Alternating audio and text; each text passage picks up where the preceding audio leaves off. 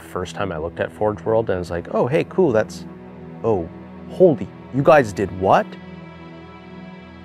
There's just way too much. You can't keep it all in your head at once. It was so beyond our production capability. We were just like, you know, that's crazy. We can't do that. I couldn't stop the artist who started creating it.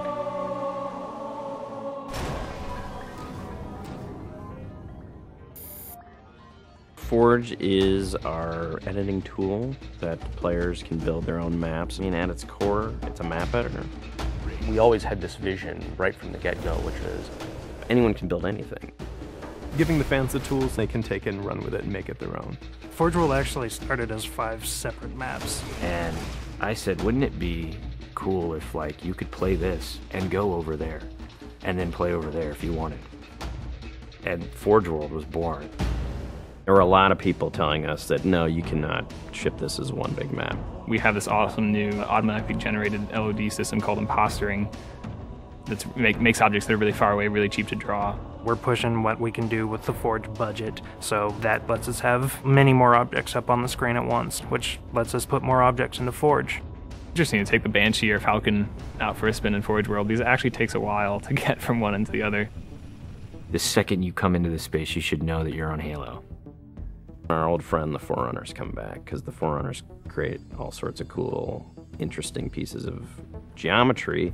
We wanted to give people a variety of locations that they could forge in a different way. So a gulch, an island, an interior, a very small outdoor pocket, and then the rock, which was kind of based off Ascension. Let's use a lot of interesting parts in it so that people can manipulate it or we can change it. Why don't we bring back Blood Gulch and carve it all up into pieces so that people can start manipulating it in interesting ways. And then Sanctuary was the other one. The Cage and Paradiso, that's just Chad and I playing with a map editor and actually building cool maps within Forge World. I mean, we were doing that exactly how the fans would do that. we definitely looked at what we did in Halo 3 and said, what can we learn from this? It's one thing to build just a stunning amount of map variants, but like nobody was expecting Forge art, I don't think. Like that was just a completely, whoa, what? The Rube Goldberg machines, yeah, those are everywhere.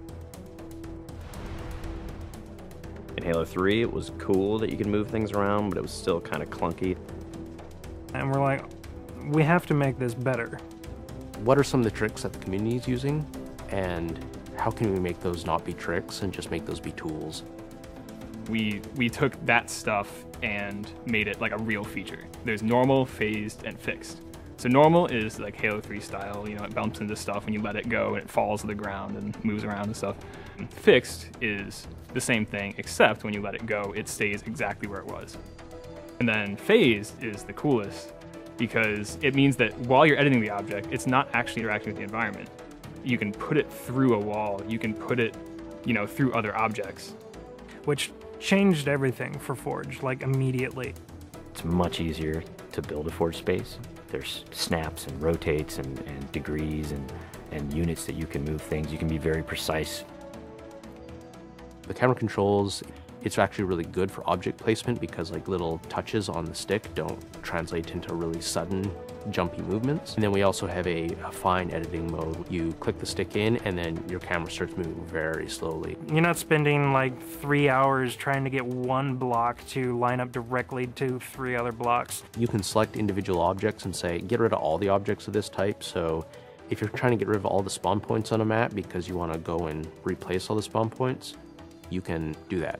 You can do custom colors. You can take these Forge pieces and say, hey, that's blue. So the blue base can truly look like the blue base. Reach's expanded sandbox includes new things like, you know, jetpacks. And if people want to build some sort of 3D map and really make use of the jetpack, they can do that now.